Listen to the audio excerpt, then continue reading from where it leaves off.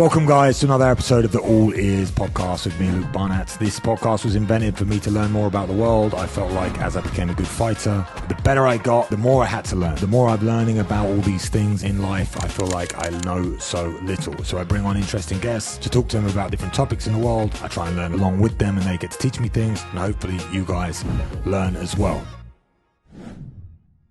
Bless you, my friend. Yeah. Got a cough, don't know what's going on. So what's harder? Starting a real estate company from scratch in Marbella, or growing up without a father? I mean, we're getting deep. I love that. I love that rhetorical question, if you will. I think, and everybody that grew up without a dad can relate. I think that's the hardest thing, to grow up in a single mother household. At the same time, I think it's the greatest privilege, because from that comes a lot of strength and responsibility.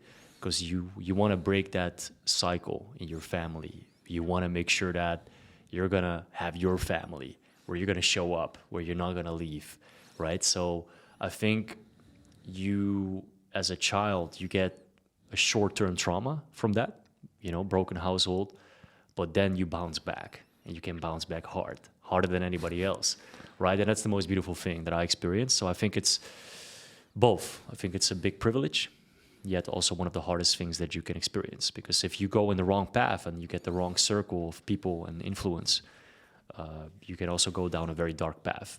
And that's something that you, and which I respect you for, and myself are really addressing to avoid that for a lot of youngsters. And some of my friends, they went down that road.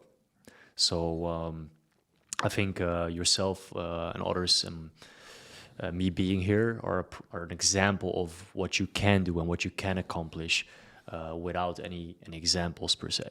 Yeah, I think for me personally, I mean, I had a fantastic father growing up, but I think I always questioned myself when I started this podcast and when I started my personal brand and I started talking. I said, listen to me, I know all this stuff. I always questioned, like, why am I doing this? Mm-hmm. And I'd always go back, Rokas knows, I'd always go back and I'd be like, there's so many young guys out there that are lost, don't know what they're doing, or have grew up in a fatherless household, or struggling to find, people to look up to. And I feel like I've been extremely privileged to lead a very successful and varied life, where I've had so many experiences that I want to share. And I think through my experiences, I can teach people a lot about the world.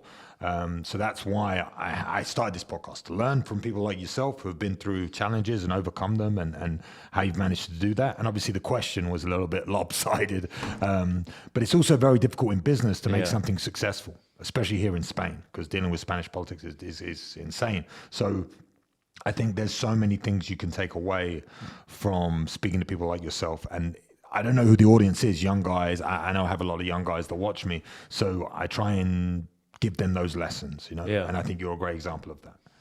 100%. I mean, for me, moving down here was a choice of settling down.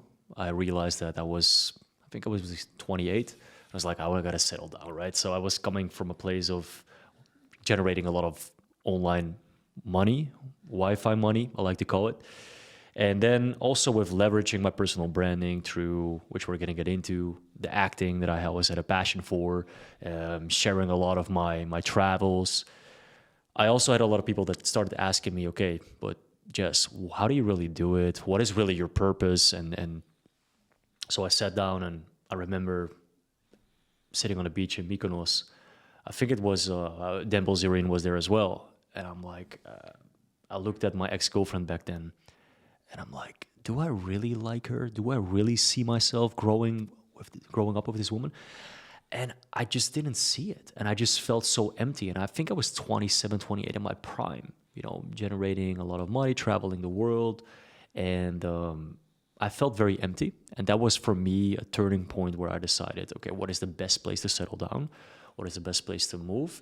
And also to always look back at what was my safest investments. It was always real estate. So I started researching the real estate market here, and I found out that there's a big market here. But then also I saw that when I was looking for real estate, there was nobody to really help me. So I started doing it myself. And that's kind of like how I transitioned into real estate here, with a full-on agency that is now operating rentals, investments, and property sales. Yeah, so this you talk about being in Mykonos on the beach, but you kind of mentioned it. But from a young age, you got into acting, and then with that acting career, it took you to the States, right? So you just to talk about your background before we get into the real estate company that you've made successful here, is you were in a single mother household, and you from what I know, that's why I bring you on to learn more about you. But you kind of rebelled a little bit, or left the house and went in and joined the army, right? Correct. Yeah. So my mother basically said, I was 16 and a half, and I was like many young men, how can you fulfill your masculine purpose? So I asked myself this. Back then I had no examples really. So I was like, okay, military, I guess, right? Being part of the best and being a modern day warrior, which is now like having the green on and the weapon and the armory. And I got in. And what it teach me, by the way, I've got a lot of respect for the military because of it. But at the same time, I was defending a system right now I'm against, right? So I was, if you will, an agent of the Matrix. And I realized very quickly that was not the life that was set out for me. I was also not a modern day warrior as I thought, or I would fight for my country.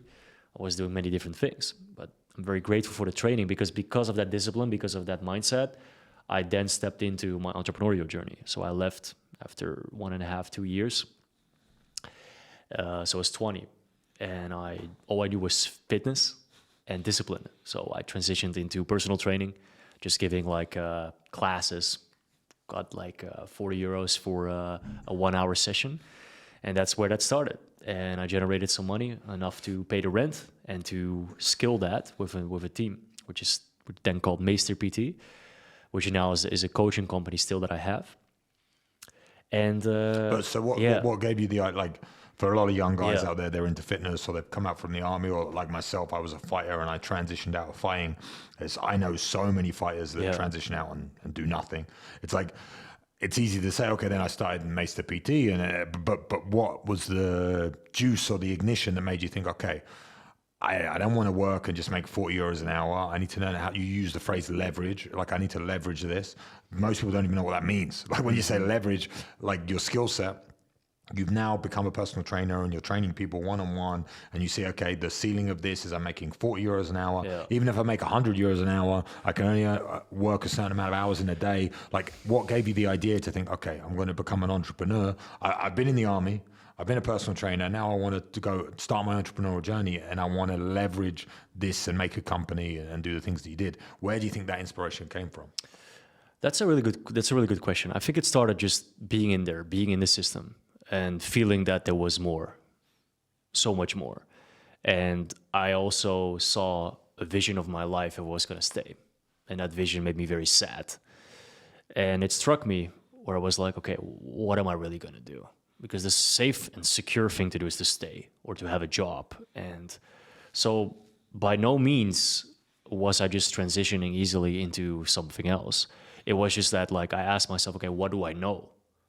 Discipline and training. There was nothing else that I knew. So how can I help people? Training them. So it was an easy transition in that way. What was not easy is to kind of like not know where I was heading. So I was literally on survival mode, right? Not being able to pay rent and kind of like figuring shit out at 20. And then because of the clientele that you were generating and the feedback of like, hey, thank you, you know, and people needed, I was not a nice guy. I was like a bad motherfucker. I can show you a picture. We can pull it up.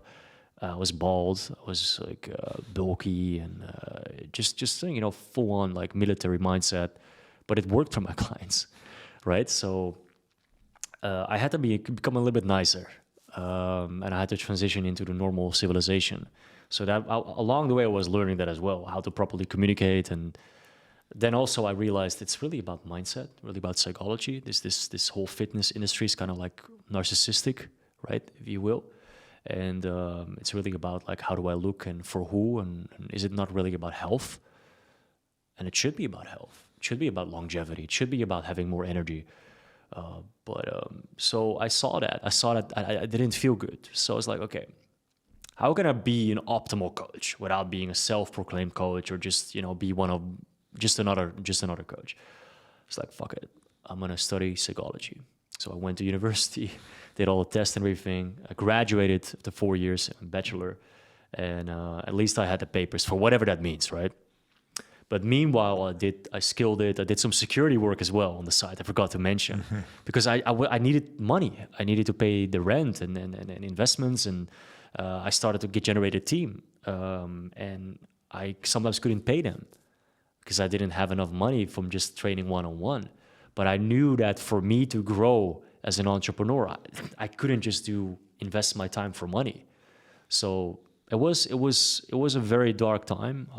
I felt very alone, and because I also felt that I didn't have a home to go back to, I felt the need to buy a property, to own something, to always have something to get back to. And that was actually my first moment I got into real estate. That was 23. At 23, I bought my first apartment in Amsterdam, which was the best investment I made. And it felt really good because I had now a safe place, right? And, but that was whilst you were studying psychology? You managed to... Yes, yeah. Okay, because I was in my last year. year. So you were studying psychology full and time, working as a personal trainer and doing a bit of security all at the same time, right? All at the same time. Okay. So I was nonstop. And then what I was doing with like understanding of like, okay, this lifetime is short. And I've told you in private as well, my best friend got very sick. I wanted to travel, and I started traveling a lot. And so I ended up in the US. My friend called me, said, I'm gonna die. And I went back to Amsterdam, saw him, and he told me, just like, you gotta do something else, brother, because we don't really know. I don't want to die. What is this? And mind you, he was a banker, just graduated, just was about to make money at 32. And I believe I was, 24?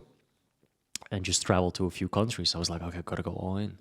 And then also I was like, what is really my passion? I love gardening, I love acting, I want to do things that I love.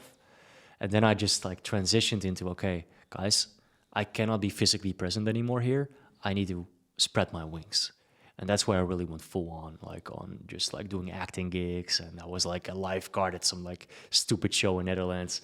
But then I landed in America, and that's where it's huge. So I did all kinds of small gigs to also reality TV.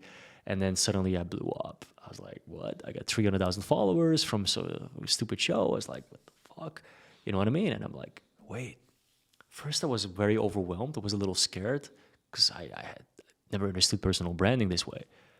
But then I was like, wait, I need to use this as a marketing leverage. I need to they're playing with me. They're positioning me in a certain way. They're typecasting me in a certain way. I was like, let me do drama acting. Let me go to drama school, And and they loved it because I had a psychology background. I had some drama classes behind me. I was like, okay, perfect. Yeah, man, that's where like that whole leverage of personal branding started. And then with the personal branding, I started transitioning into e-commerce.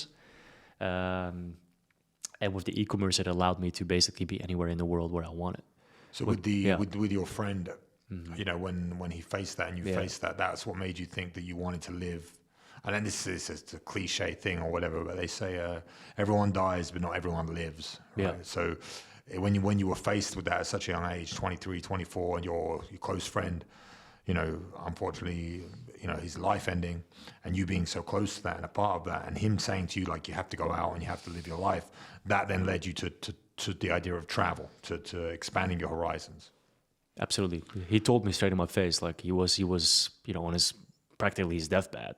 We went to dinners and we went to to really enjoy his last few weeks. And when we had these conversations, I was just so touched by it, and it made me very emotional.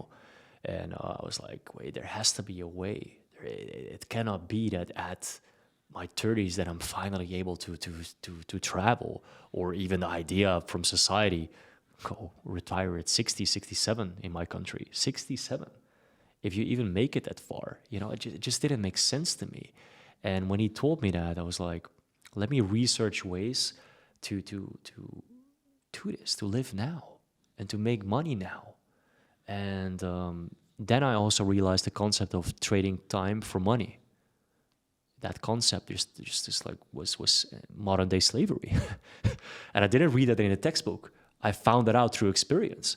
So when you realize that, you start to understand, okay, what is the freedom level financially that I need to be able to live the life that I want, do the things that I want to do that make me truly fulfilled and happy and feel successful. All right, then you figure that out, you start, like, you travel, and you know, and with e-commerce is the Wi-Fi money that I talked about in the beginning that helps me to kind of like make that stepping stone to help other people at the same time. That's also how I wrote my book while I was traveling, which I was selling online, about intermittent fasting with body, mind, psychology, what it does, because this is what I wanted to tap into. How did you have so much time? How did you have time to work and do all these things at the same time? I didn't eat. I try to avoid eating. Eating is time, you know? Eating makes you tired. Eating is like a big break, and I was young. I was leveraging, and at the same time, I knew that fasting was the way to more energy, to longevity, to health. I was never sick, but we're so used to breakfast, lunch, dinner. It takes up a huge part of your day, and that's why, like, the only reason why I could graduate in a full-time study was because of that. You know. So how often were you eating during this time when you were studying? I would say one time a day. Yeah, one meal a day. And what meal? And right now, yeah. What meal would that be? Would you have breakfast? Evening. Yeah. Evening. Okay. Yeah. And you discovered this in the military, or how did you discover this method, or what made you come up with it? I discovered this method through my own experience, because sometimes I didn't have time to eat, and I'm like, well, how do I not feel hungry? I just realized, fuck, I didn't eat. You know, but I'm like, I'm energized. How is this possible? And I started researching it. I started researching about fasting. I'm like, this is great stuff. You know, it's written in the Quran. We have Ramadan. We have in the Bible. We have it's even in religious scriptures. It's known for thousands and thousands of years, but we're not implementing it. Why is it that we have breakfast, lunch, and dinner?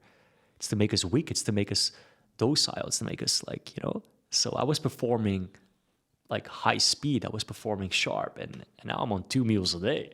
I'm trying to get back to 1 meal a day. You know what I mean? I don't know where that went wrong, but I think comfort. So that's another conversation we're going to get into, comfort, because I think that is our biggest enemy as a man. But yeah, man. So for me, I was like, okay, what helped my clients? I won in 2018 the Dutch Fitness Awards with the highest rating in Amsterdam, and the main reason why people were voting for me with the highest rating was because of the transparency, the honesty, and a direct approach. I was not, again, I say it again, I was not a nice guy to be around. I was very direct, because that's all I knew for my entire life in my 20s. You know, but you think like this ideology now of fasting, and it's intermittent fasting. Yeah. It's quite well, you call it well known, but 8 years ago, even 10 years ago, it didn't really exist, right? When you were trying to implement it and putting this in, and then you were studying. So you were kind of like charting unknown territory and doing things that other people weren't doing. Now, you talk about fasting. Most people in the fitness industry understand what fasting is, but 10 years ago, if you said don't eat, people would probably think you're crazy, right? Absolutely. And I this is the thing, I didn't even tell anybody. You know what I mean? Who the fuck cares, right? But I was like, you know how people, when they start trying to fast, like, I feel weak, I feel tired, I don't have energy. Gotta go through that phase. But also in my book, I describe all the different types of fasting, right? Because it might not be 1 meal a day for you. Might be 2, I don't know, right? So there's so many different types of fasting, and then you gotta figure out what works for you. Just like the same people that say bread is evil, like any carbs is like the enemy. I don't know, depends. I think now what works for you, right? Yeah. I think now they've even got to the point where they have, because I had someone on the podcast talking about this, they have like testing now of your genetic, right? Yeah. So they know what foods inflame you and all this sort of stuff. This is all science that's catching up with us. I'm about to go through that testing phase, but when I was fighting professionally, I obviously learned a lot about dieting and all the rest of it. You'd be amazed how little food you actually need to survive. Like when I'm cutting weight and I would be dropping 15 kilos in a week, 12 of those kilos in water in one day, but you would be amazed how little food your body needs to survive and how you can draw energy out of your fat cells and all that other stuff. I mean, I need to listen to myself now because I'm putting on a bit of weight, but getting back to it. So for me, I think the optimal way to live for me personally is to eat twice a day. For me, I try and eat at 2:00 and I try and have an evening meal. That keeps me energy very, very high. I'm a very high output guy. I work like nonstop, constant. Yeah. So if I was eating 3 times a day or eating heavy carb meals, all these sort of things, it really does bring me down. Yeah. So I try and eat very, very like twice a day, 2:00, 8:00 kind of span. So I'm doing the fasting thing, but not even really trying. For me, it's effortless. I don't have to think about it because it's just like, okay, that's what I do. Yeah. And if I'm hungry in the morning when I wake up, I'll eat. I'm not like militant about it. Yeah. But I think that ideology now for people is widely available, is what I'm trying to say. So for you, when you started it and maybe when you released your book, I didn't even know you wrote a book. So now when you released your book, like I'm going to bring it for you. It was probably a brand new concept for a lot of people, right? Yeah, no, absolutely. And especially because I integrated it with also what it did for the mind, right? Because we all want clarity, we all want focus. It's exactly what right now in this information society that we lack. We're so distracted and we're so confused. Where are we heading? Where are we right now? What is our purpose? I think for most people now, the world's like you said, mentioned being comfortable, but I think it's so easy. Mm-hmm. Like people are saying life's difficult now, and then prices are going up, and bills are more, electricity and water and all this sort of stuff. Yeah. But the actual, if you look at existence 200 years ago, or even my dad's generation, that was the war generation when the World War II finished, like he grew up on rations. So he grew up like on rations, literally. So and now when I grew up, you can have whatever you want. Like everything is so available and so convenient. And I know you spent a bit of time in Dubai, but if you have Kareem in Dubai, you just literally, boom, turns up at your door. Life is so convenient now, and people think it's hard. There's nothing hard about life. It's people are just becoming softer and softer and softer. Absolutely. And as people become softer, they start talking about what's my purpose. It's like, okay, if you need to think about what your purpose is, then your life's too easy. Like if the government's looking after you and paying your bills, what's my purpose? Your purpose is to get up off your ass and do something. I understand, and I have, I think when you know what your purpose is, you're so much more motivated and you work so much harder and you do all these things. But I think the main reason why people are lazy is because their life is easy. Yeah, this is one of the I would say the reasons why. The other reason is also a little bit more nuanced. Whereas if we look at society right now, that everything from media to our water to our even our school system is designed to continue to keep you weak, to keep you docile, to not, right? So we cannot also, if we look at the generation now, I think we have a very, very concerning generation, whereas they are completely indoctrinated with the information that the government is providing. And I think you and I, we both understand, the differences, and we can kind of like opt out. But right now, we have kids, right? I'm going to say it on this podcast for the first, by the way, this is a new premiere. My girlfriend is pregnant, 3 months. So I'm already looking at like possibly homeschooling. But it's so important right now to protect our children from this. Whatever it is about our water, whatever it is about our food, everything in there is keeping us weak. And therefore, we are easily controllable. Therefore, we are more feminine. So it is not just like, okay, you need to get up your ass and move. It's also like, okay, what are you eating? What are you drinking? What information are you consuming? What environment are you bringing up in, right? We just talked about one school here in Marbella. If you think it's a private school and you think it's good, well, it's not. You could argue it's even worse than a public school. So these are all things that we need to take a serious look at. And when you talk about purpose, I think always evolving, always trying to provide and be better for your own family and for the rest of the world and be net positive to society, I think is a purpose on itself. I definitely I think that in itself, providing information and insight is so, like you said, the whole world is engineered to make us think a certain way. So if you're fighting against that narrative, you are already providing a purpose for yourself. And that's something I believe in myself as well. Like, I think we're fighting against evil and the people out there that are trying to make us docile or control us or whatever you want to call it. But the argument I have is the information is out there. It's like you just have to, once you understand you are being tricked, which surely everyone needs to understand now. It's so apparent and obvious with a lot of things going on. Once you understand that, you need to seek the information. But seeking the information is not a comfortable thing to do, because it's much easier to just bury your head in the sand and keep moving. But if you want to live a spectacular life, you need to do things that are more challenging. You can't just live like the average person.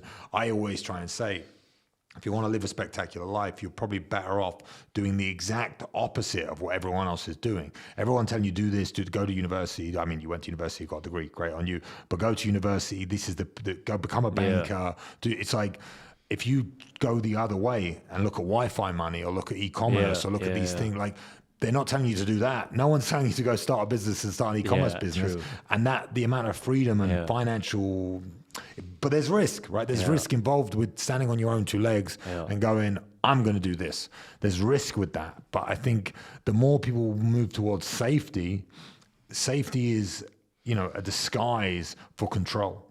If you are safe and you have not to think, then you're basically just doing the whim of other people rather than your own. So if you don't have any purpose or any ideology in life, and you're not willing to stand up to your ideas, then you're just part of the machine. You know. So I think to have the confidence, like this, I like to talk about this a lot on the podcast about confidence and meaning and all these sort of things. But where do you think, like you said, single mother household, went to the army, from the army became a personal trainer? What in that journey, I mean, you were, like you said, even an agent of the Matrix, if you want to call it that. Like, you were defending the country, went to military. Where was that point in your life where you peeked behind the curtain and you saw, like, no, there's something wrong with this? Like, what's then made you believe, like, I need to start fighting against this? Again, I think truly by being in it and living it. I think that you can read about it, you can get the information, 100%. Right now, I think you have access to it. You don't have to go through all that to experience it. You can access it now. That's why you got to listen to people like us, because why you're listening to this podcast, because you don't have to go through that. You don't have to go access the military. You don't have to go to university because I'm going to tell you straight, we talk about getting the degree. If anything, the degree was fulfilling my ego. It was really to show off, like, I got a piece of paper, because I want to say I didn't want to be a self-proclaimed coach. But if you ask me effectively, did it make me or learn me more about psychology than I could elsewhere? No. Because at the end of the day, all I'm doing is I'm learning from a textbook that by now might be dated, right? To diagnose people in a certain way or conform them to a certain way of thinking, which people are extremely complex, and we're all very different.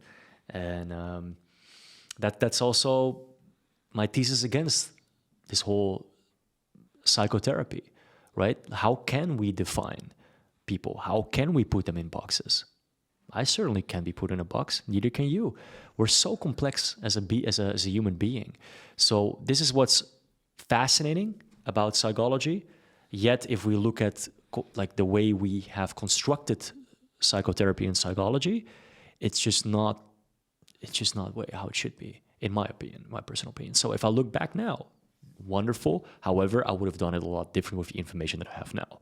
So what am I doing? What is my purpose right now? To talk people like yourself and in our circle to help people not have to go through that, to let them know there is, like you say, information out there that you can now access and learn and have mentorships, have people that have went through that and now can help you to live the life that you want on your terms. It is accessible. But you got to do it your way. You got to find out your way, and that's beautiful right now, because I think I'm now 30. We were on that transition point, where we just started to have the MP3 player and now we got an iPhone, we got all this stuff. And so I grew up in that time seeing all that transition happening. And I think it's absolutely beautiful that I can say that I went to access all these different sides, and now to find out everything was a lie. Was it a hard pill to swallow? Yes, absolutely it was. And that's where I think building my circle slowly, gradually, and having a lot of, respect in my community for the fact that I, made mistakes and developed and grew my business to what it is now and my personal brand. I mean, it was quite a process. I think, sorry to interrupt, but I think, like you said, it's a process. I think what most people don't understand, or people that aren't that aren't battling or aren't part of this, the people that are just watching, that are sitting there, that are working 9 to 5s, and they're not doing this, they're not trying to become the best version of themselves, and they're happy living the life that they've got, or not happy, but they're too afraid to step out of it, is like, it's a process from the moment you start to the moment you end. And I mean by end, I mean death. So it's like, now what I see a lot of the time is people look up to people and they think, that guy's amazing. I wish I was like that guy. But they don't realize that guy is going through a process. Yeah. That guy is not a finished product. That guy is not perfect in any way. That guy is working on himself every single day, constantly. And the reason maybe you look up to him is because he has, you mentioned mentors or people that he looks up to, that he's been speaking to, that have elevated his mindset, that he's living a different life, but he's still looking at the other people above him and wanting to become like them and trying to improve as a person every single day. It's a process. No one's perfect. And I think the problem is that the whole celebrity culture that we have, and how people look up to people and are like, I want to be like this guy. It's like, well, that guy wants to be like this guy, and that guy he looks up to wants to be like this guy. And it's a full process where you're constantly evolving and constantly improving. And once you accept that you're in a process and you're trying to become better, then you're already better than 99% of the world, because most people aren't even trying. Most people are like, I'm a banker, I'm a builder, and they're just doing their work, and then they're like repeating. At the weekend, do whatever they're going to do, repeating, have a kid, get a mortgage, and die. So they're not even in the game. Like the whole reason I started fighting was to move away from that, just to be in the game. Now I just consider myself, I'm in the game. Right, started fighting, don't know where I'm going to go, don't know what I'm going to do, don't know how it's going to go, but I'm in the game, right? It's the game's on, and I'm going to make loads of mistakes. I'm going to fuck up, and then I'm going to progress somehow. But if I don't even enter the arena and I don't even try, and I just, I'm scared. I've got a friend of mine, really good friend of mine. I went to school with him, really, really good friend, who his dad was one of those guys, an entrepreneur, starting, trying to do stuff, had loads of ups and downs. But then he finally, with the last recession, his company got murdered. Like absolutely destroyed, and he had to sell his house, had to sell his cars, went back to nothing, right? Nothing in the way of having nothing. And he saw all that. And my friend's like the smartest guy I know, literally the smartest guy I know. Got a first degree in mathematics, he's a genius, and a very interesting guy, good communicator, great to talk to, could do anything. This is how I looked at him. Yeah. He was like, I'm scared now, I'm going to get a normal 9 to 5. And he works a normal 9 to 5 now. And I just think, out of the people that I know, the potential that you possess has been squashed because of the fear of failure. You're not even willing to try. So I think with the people that are out there that aren't, they have to understand, people like you, people like me, every personal brand or people trying to improve, they're all in a process. No one knows the answers. Everyone's trying to seek them out. And you mentioned to me before the podcast, like working with Grant Cardone and these sort of guys. So like, if you could talk about that and how that helped steer the boat for you and give you some understanding, or like the process that you went through. Yeah, absolutely, man. So I love that. I love that you talk about this, man, and it hits home, because like I really want to stress that at some point you might think you're there, you made it, and I've been there. I got robbed in Barcelona with all my freaking jewelry, all everything. That was all my everything I invested. I was full on. I didn't even talk about that. I had this e-commerce store, right? All this jewelry. We were shooting in Barcelona. Brought my team out there. Got robbed. Literally in that moment, lost everything I had. Because I invested it all in gold, jewelry, diamonds, everything. That was one of the hardest moments in my life.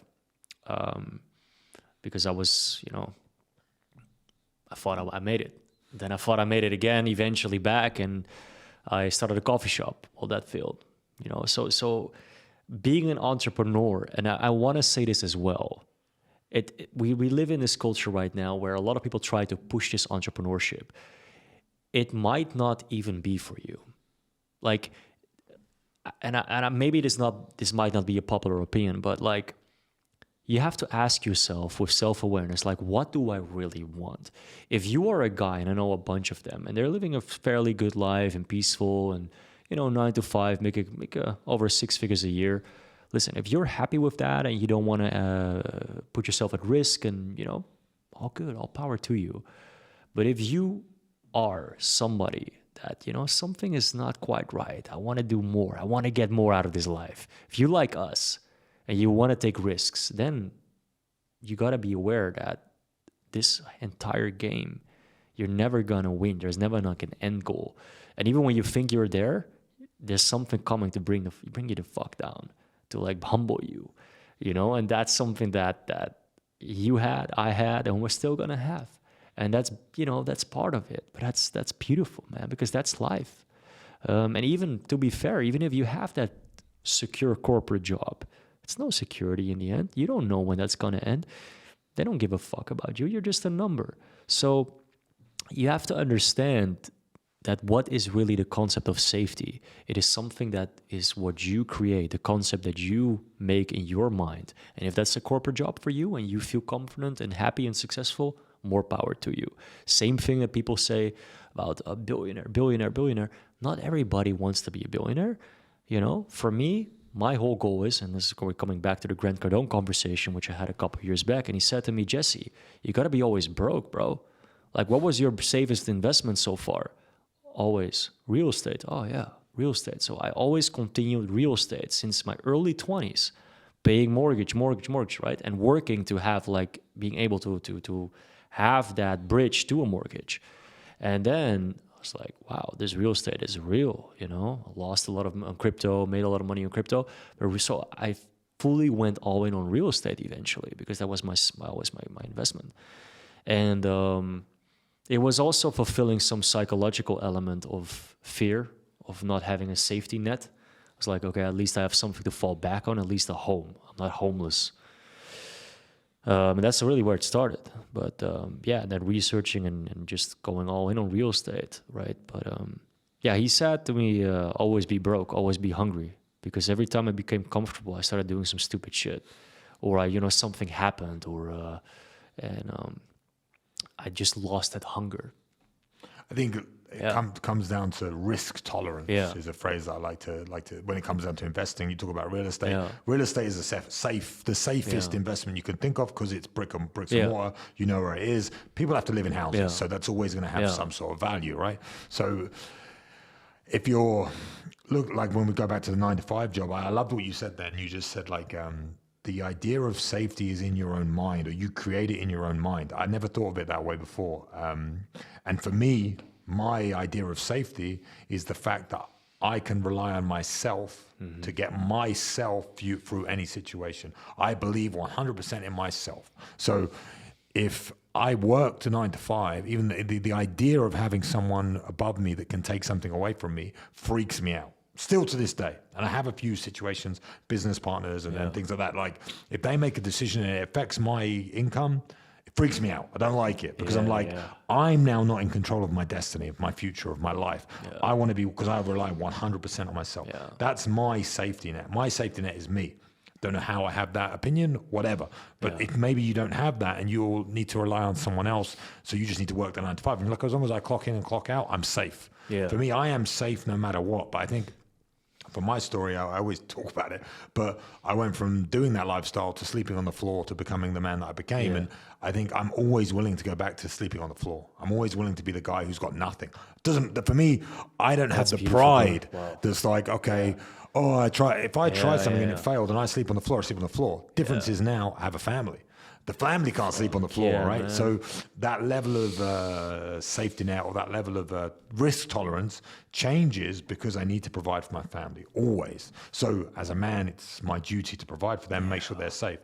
So now my whole mind changes a little bit. Okay, I need something. So now I'm kind of like 20% in the safe zone, because that'll keep, as long as I can pay the rent and I can pay the mortgage and I have a house for my family to live in, I can risk the other 80%. You know, some people are 100% risk, some people are 50%, some people are 20%. Some people want to work 9 to 5 and they just want to chuck 1,000 or 500 or 200 into a risky investment every month, whatever it is. But my risk tolerance, and this again comes down to maybe how we were raised or whatever it would be. I used to fight men in a cage for a living. So I have the highest risk tolerance going. Like I will literally put myself in physical danger to try and provide and make money, you know? So I don't know if you did psychology, but I don't know if that's a positive or a negative for me. Because I realized when I got into crypto, I started making big investments in crypto, chucking it in. And it was just me looking for that ride, you know, that what do they call it? Adrenaline, rush, that adrenaline rush. Like I got that from fighting, but then after you've had 50 cage fights, or I had like 40 something, I don't get adrenaline from fighting anymore. It doesn't mean anything to me. But then when I got a big lump of money, that's an adrenaline rush for me. Even if it makes a little bit or I lose it or whatever. I made some big losses, trust me. I think controlling that risk in your life, again, is understanding who you are and deeply understanding yourself. And if you're not willing to risk anything, like you just said, if you're not willing to risk, never become an entrepreneur. Don't do it. People they're pushing it a lot. People are like, you should be an entrepreneur. You're a slave.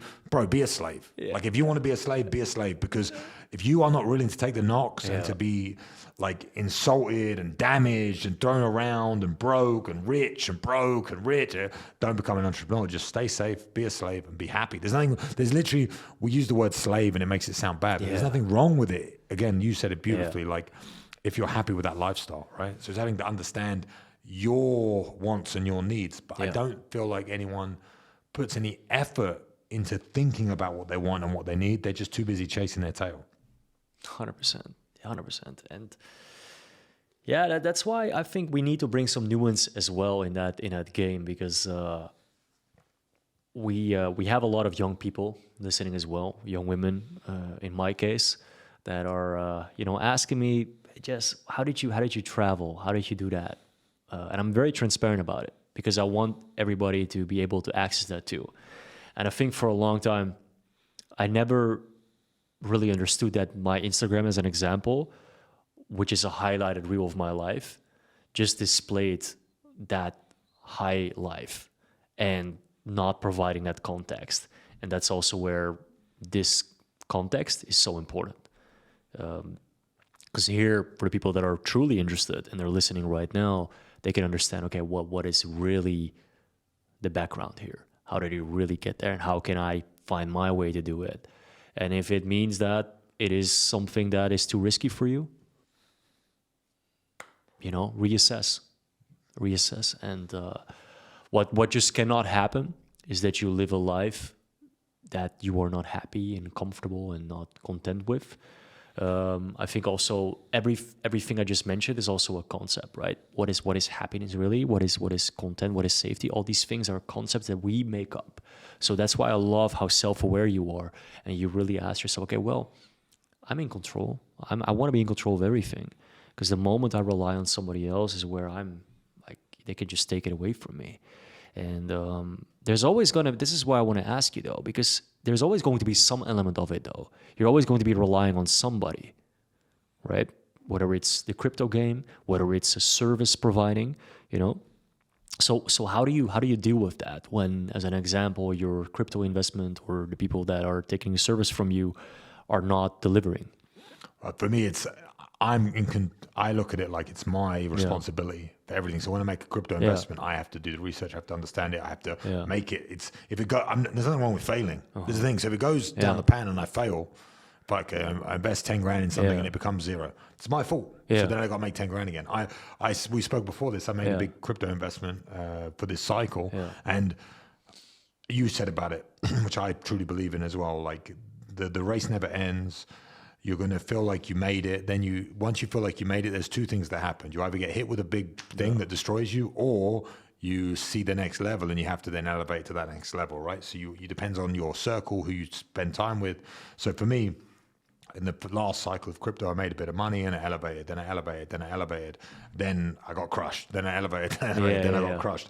But now I believe that you should always be broke. Like you said, I always believe that once you make a bit of money, and you're starting to elevate, you can then get to whatever that level of comfort that you desire is. Like you just said, you work in a bank, make 6 figures and be happy making that sort of money. Or you could want to make 7 figures or 8 figures or 9 figures or whatever your goal is. You have to understand what that level is. Once you get there though, because this happened to me. I always tell this story, go back, sleeping on the floor in my gym. And I got on this TV show called The Ultimate Fighter. And I always remember, went on The Ultimate Fighter, you have to fight to get in the house. I won, and you get in this big mansion in Vegas, right? So I've been sleeping on the floor in my gym, eating chicken and rice every day for like 2 years. And then I go into Vegas. I'm in this big mansion with 13 other guys that are all like fighting and whatever else, American, Swedish, all these great talented people. And the production team, they give you a piece of paper and they say, write down on this piece of paper anything you want and tomorrow it'll be in the fridge. And for me, it was like, I can have anything. Like I could work, whatever I write on this piece of paper I get. And they're like, yeah, whatever you want, bro, it's fine. And then all the other 13 guys, they're all writing down their stuff. And I'm looking at this piece of paper and I'm like, chicken and rice. Because I didn't know any different from eating chicken and rice. So I get given this, I'm like, chicken and rice.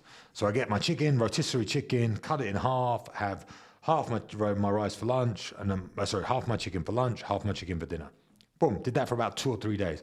Then I see Kelvin or Uriah or all these guys, they got sushi, they got steak, they got all these different, and I'm like, I'm going to write that on my list. So I start adding things that they were doing to my list, right? And then in a way, I elevated the food that I didn't know it existed, right? So I was just like, I'm going to have steak now. So I started having steak. I even had, for the first time, which is disgusting, but I had hash browns, if you know what hash browns are, but like American style hash browns. Amazing. From frozen. But I just remember going from this kid that had been sleeping on the floor, eating chicken and rice. 3 days later, I was eating steak and salmon and whatever else. But this is the interesting part, maybe you understand. 2 weeks later, I was accustomed to it. So it was like, no, I deserve to eat steak. What are you on about? I'm here and I'm part of the Ultimate Fighter. Like this is the thing.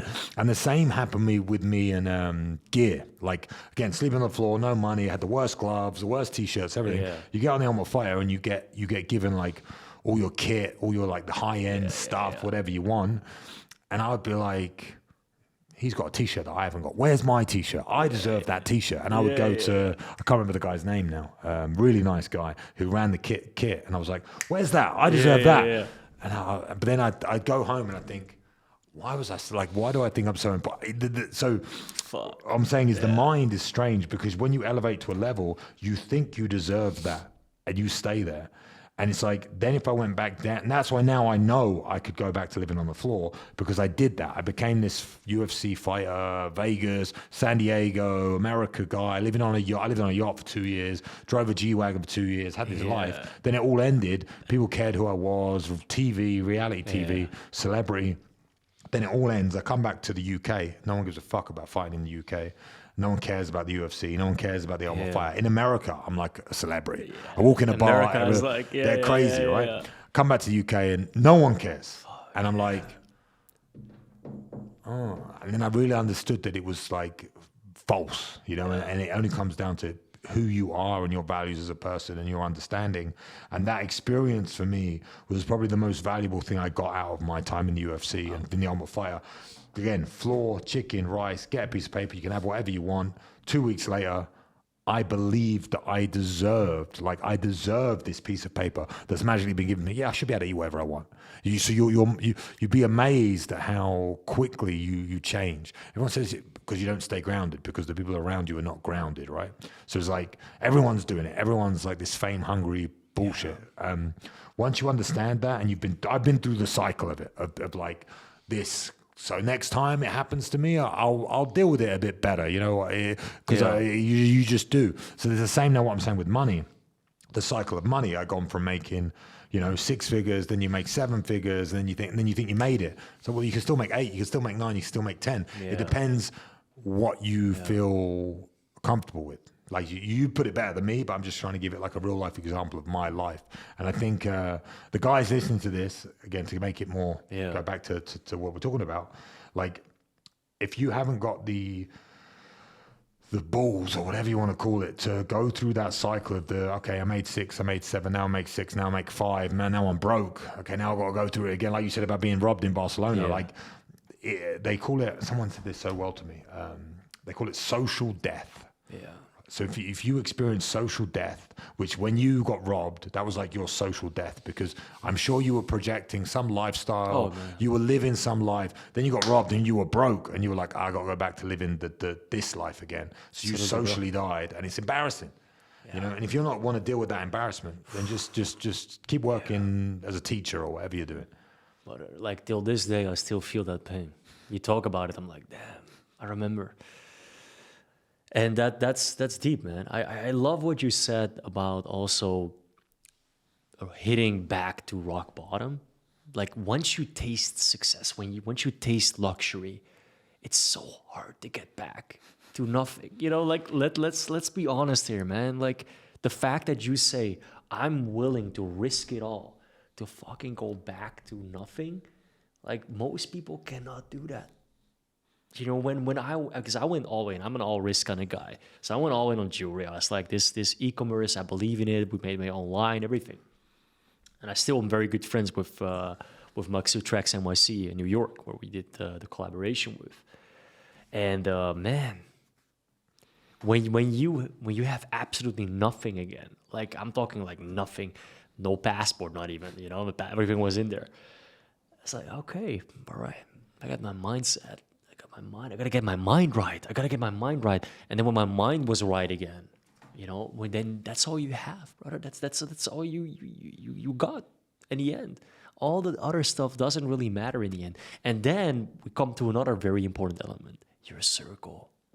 You know, and you know this with the War Room, and a lot of the War Room members are good friends of mine. And it's like, this is the kind of guys you need around you, you know, because who's really gonna, you know, be there for you? Who's really gonna be there for you? Most people are just full of shit. A lot of fluff here as well in this area. So you gotta keep your circle very small, you know, and you gotta protect it. And you gotta really know who has your back.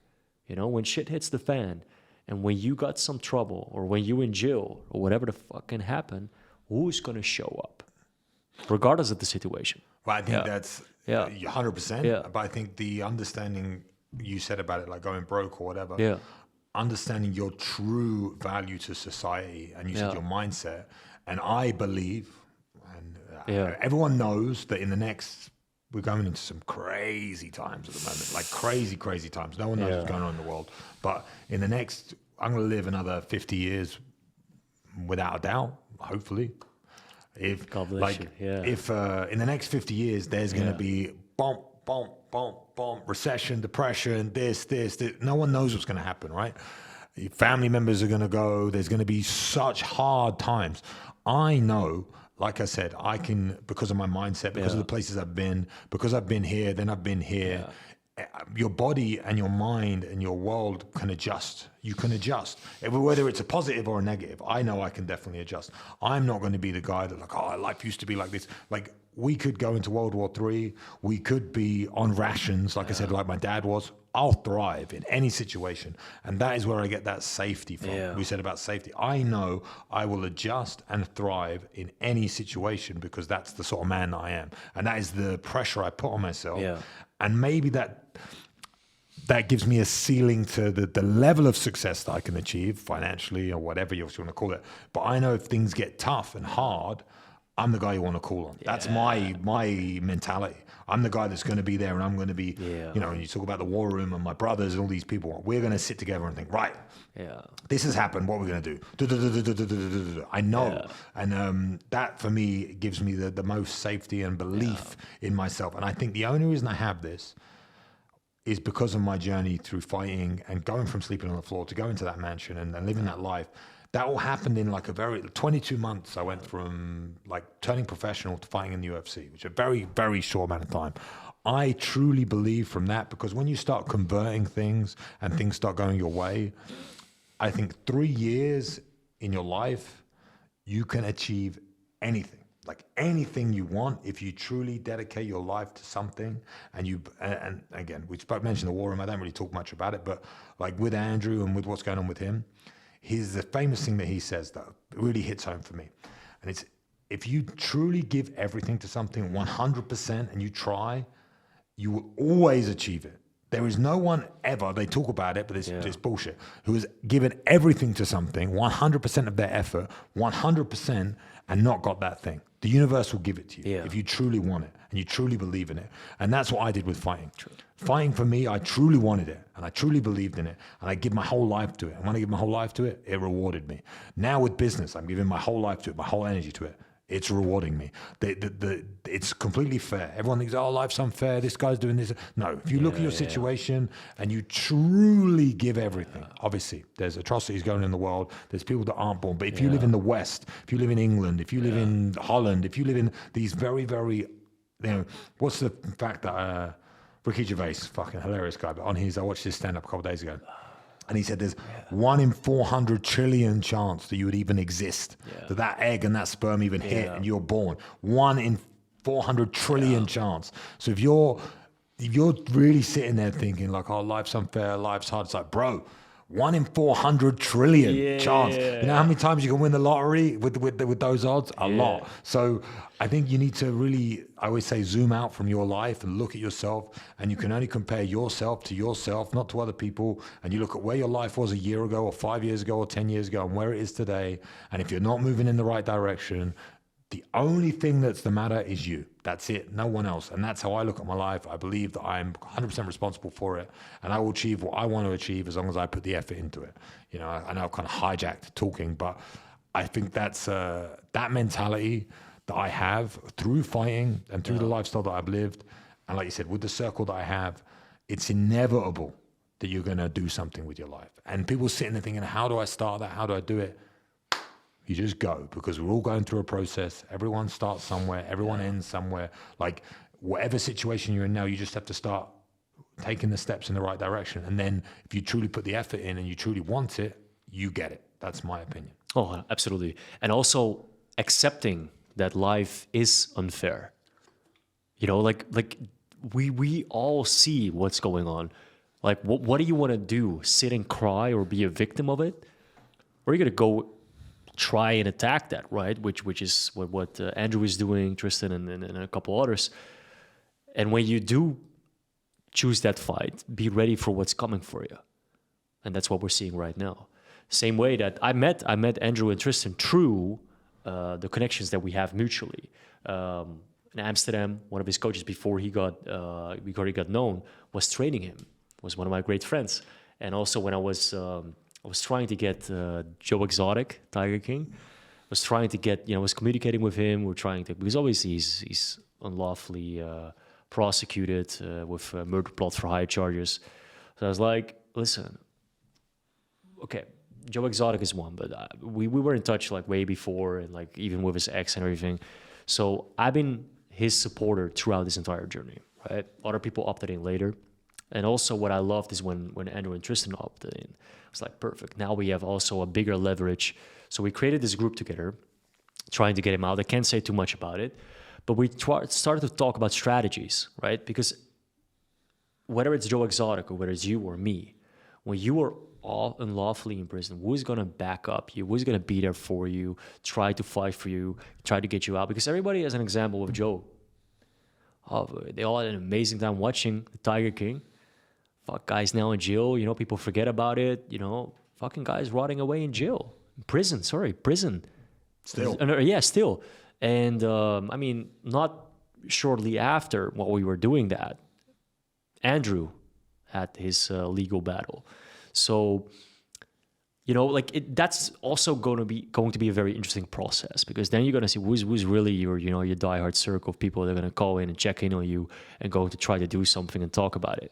And that was a very interesting time. And also for Andrew. Yeah, for sure. I believe for the average guy now, take away from these are big celebrities you're talking about. Take it to your average guy. I think in the UK now, just for things that you write on the internet, I think like 438 people have been arrested, like for things they've said online, because they're trying to put in these bills now of safety, online safety, bullying, whatever, and they're literally going after people now. So, it could happen to everybody. It could happen to you. You just don't. No one's going to know. There's probably hundreds.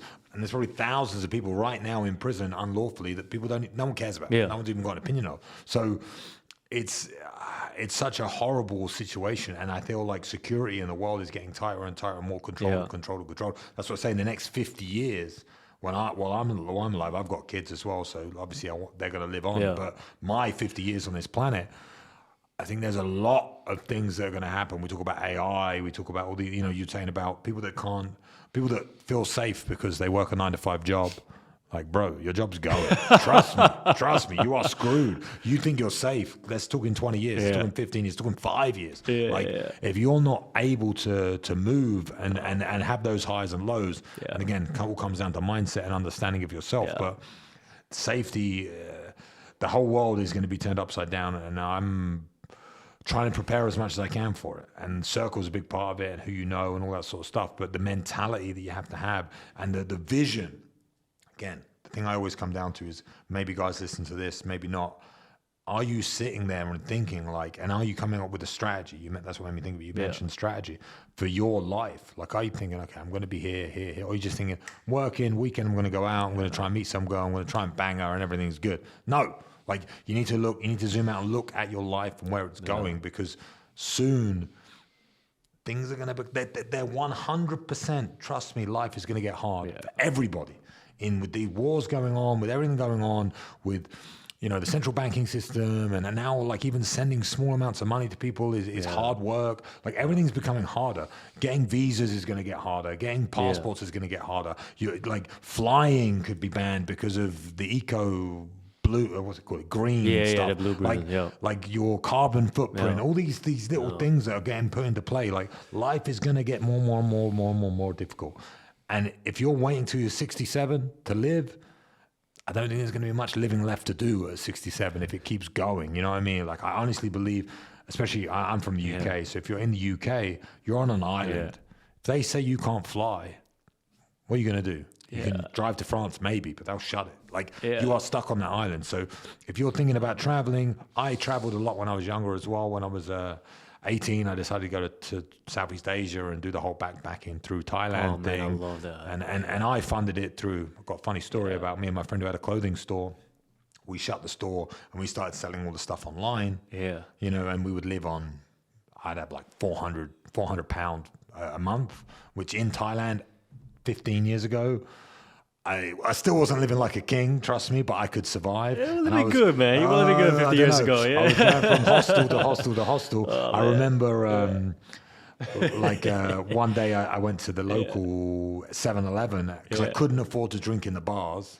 So we would buy cans of beer, Chang or whatever it's called in Thailand, but we'd try and get the really strong ones. And we'd sit on the pavement and we'd watch TV from, like, the bars are all outside in Thailand. So I'd sit outside drinking beers with my mate. His name's Paul, great guy. And I'd watch TV, but like from the curb. And all the Thais, they like squat and sit down and drink, right? So one day I drank with the locals and they got this, and I felt like the big G, because I bought everyone beers, like the locals, like cans, you know what I mean? So I bought like 12 cans of beer and sat with a couple of locals drinking, talking broken Thai and English. And I got wrecked off this like Thai beer. And on the way home, I'm walking back, and they were telling me how obviously prostitution is big in Thailand, all that sort of stuff. And they said most of the girls, they just want to be looked after because they have to bounce from guy to guy to guy to guy, whatever. So if you're nice to a girl and you look after a girl, then she's going to be very, very well connected to you. So some girl was like, some prostitute was there, and I started talking to her and trying to be really, really nice to her and all this sort of stuff. And it turned out the next day I was drunk. My mate Paul saw me in the square talking to this girl, and he was like, have fun last night? And I was like, what do you mean? Yeah, it was all right with the locals having a few beers. He was like, you know, you spent 45 minutes talking to a man because it was like a lady boy in Thailand. You know, and I was like, oh, okay, I didn't realize that.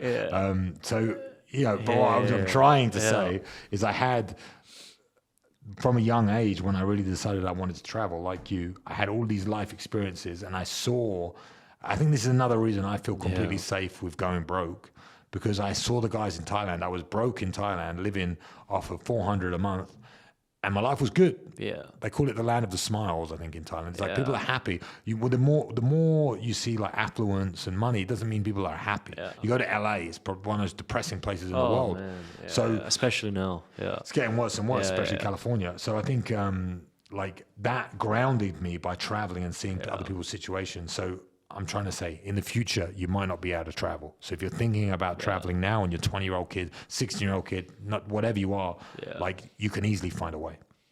100%. Like there was a time, to be honest, brother, like I was thinking about just being in Colombia, just staying there. And then also Hawaii for a time. But then when I went to Colombia and I saw like the cost of living, and I was able to get like for the same money I get a penthouse here, I could get like a beautiful, secure mansion there in a private gated community.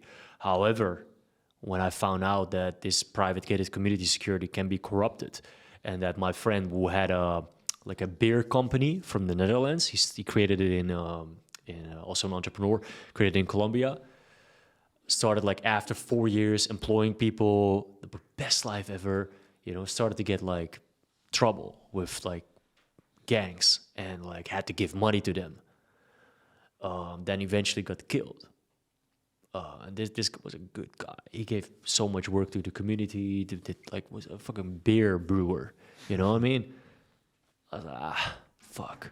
You know, I'm not gonna do Colombia, man. Because again, no, I was like, fuck. Because the peace of mind and safety at the end of the day is everything. The same way, I don't anymore. And I talk to you with my circle as well. We talk about this. You don't always say where you are, or you do it a day later. Because you got to protect yourself. You got to be safe. There's a lot of fucked up people in the world. Not just in Colombia, everywhere, right? Especially in these times. So if you're out there on social media sharing exactly in real time where you are, be ready for the consequences. Because there is one crazy motherfucker that can completely, like, you know, locate you. And it's what happened to me in Barcelona. Happens to other people that I know. I won't mention their names. So you got to be very, you know, careful with that. Same way where we are, when we don't share exactly our movements. And that's just the time, you know, what we live in as public figures. I had to train, still trying to my wife on that, because I'll take my wife you said you were at Koya yesterday, I think, right? Yeah. When we go there, she takes pictures of the food or the drink. I'm like, listen, babe, you have to understand that we don't live in the safest world. That people think you do, but you don't. And if people could be tracking and finding, and if they're looking for me, the way to find me is through you. You know, the weakest link is always your woman, right? So you have to go through this. But people out there, just put a 24-hour delay on what you're doing and post it the next day. It doesn't matter. Or when you're home, you know, like whatever. But it's That's just great. That's really, really good advice. And at every level, because especially for females watching, like in general, if you're a female and you're going out, even if you're just at university or whatever, like never ever post in real time where you are, because it's so dangerous now. There's so many people on it. I know quite a few people who've been robbed.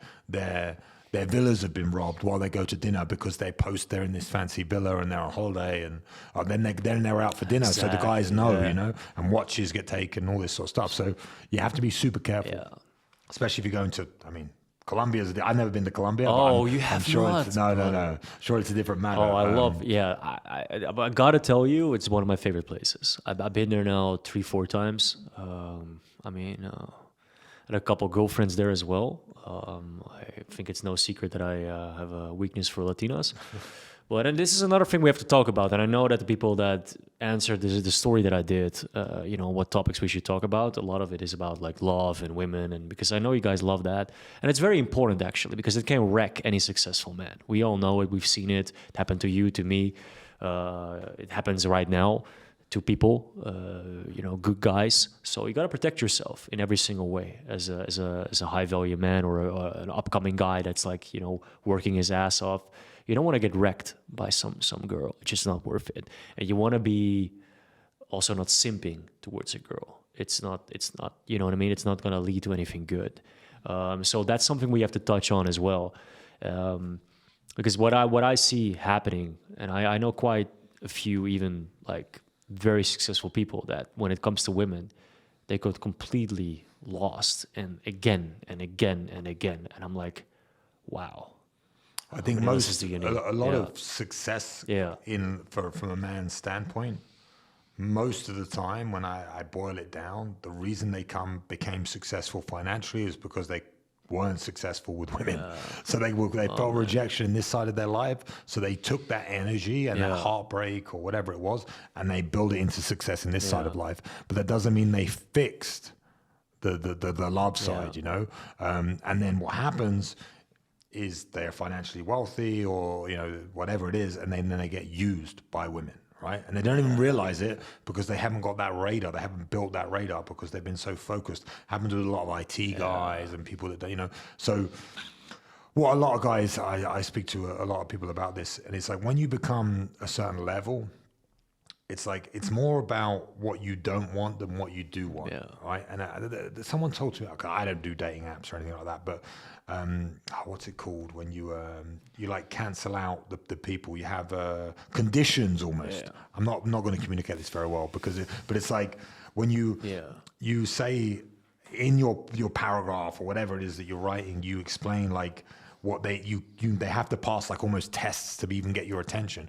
What we have in society now is females run the attention game. So it's like men are, you use the word simping, whatever, they're simping to women rather than the women simping to the men, right? So if you, again, it comes down to levels and where you are in your life and all that sort of stuff. If you're not doing anything with your life and you're not, we call it a high value man or whatever phrase you want to use, you then can't put these tactics into play, right? But if you are financially stable or you are doing well for yourself, you then should be able to select what you want out of life with your partner and with love and all these sort of things. But most men, they get attention from a woman. They think, oh, she's nice, she likes me, she says hello, and then they just get sucked in, you know. Rather than, I always say, every man on the planet, they'll be able to set goals about business and they'll be able to set goals about their physical condition. I'll go to the gym. I want to be able to bench press 100 kilos or whatever it is. But no one will set goals for their wife or their girlfriend or like the sort of woman they want to have in their life.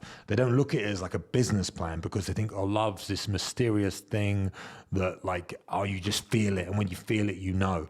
It's like, listen, bro, okay. But if you cancel out all the bad stuff, then you know that you're going to feel it. And you might be right. You have to have that connection and you have to have that thing. But you don't want to have that thing with some whore that's going to take everything from you. You know what I mean? So you need to at least set a standard of the woman that you want to be with. And for a man to do that, I think is very, very rare now, that I find. But love is not my subject. You know, I've been married now coming on 10 years. So all right, then love is your subject. I think that's a beautiful thing. Congrats on that. I think not many people can say that these days, unfortunately. And that's a reality. That's a reality. Look at the statistics, right? The divorce rate has never been higher than ever. I mean, it's crazy. And the reason why is look at what's happening in the world. Look at what the social media is doing to us, right? We're opening our phones and we get all this, you know, information and women and men and DMing. And it's like... we're very far away from God, unfortunately. And that's why we got to talk about this and we got to talk about God. We cannot just talk about money. You know, a lot of times we get caught up in this money game and just talking about money. And then a guy like that made his money, starts falling in love and gets completely, you know, fucking thrown away and like sucked into this endless pit of darkness. And women understand that power. Women understand that they control this guy, right? And unfortunately... But this is sorry to say. Yeah. This is the thing for me. Like you, like any man, like any woman, you're only going to respect somebody that sets a boundary for you. Mm-hmm. So if you're out there and you said like you're a man out there and this woman sucking you in or whatever it's in, if you say no, you can't do that. You have to do this.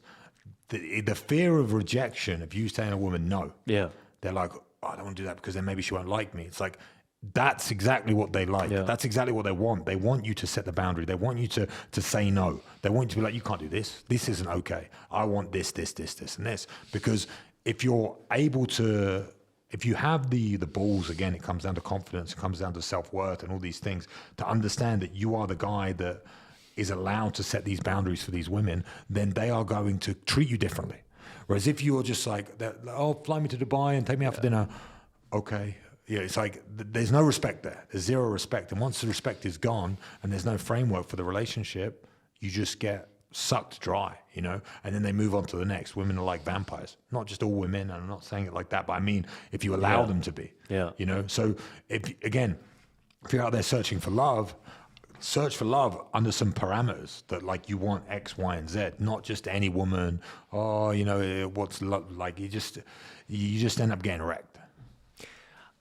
This reminds me of the podcast I did with Sadia Psychology, which was actually ended up being my number one listen to podcast.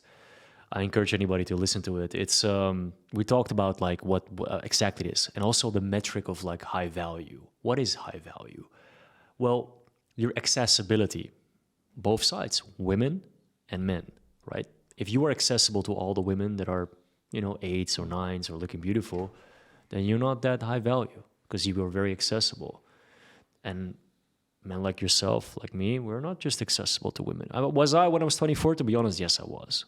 You know, I fucked around. Not gonna lie about that. I think right now I'm at a very different stage in my life. Matured a lot. I think I'm a one-woman man, if you will. And I think it's important to build a family structure and also set the example for your children. But again, to each their own.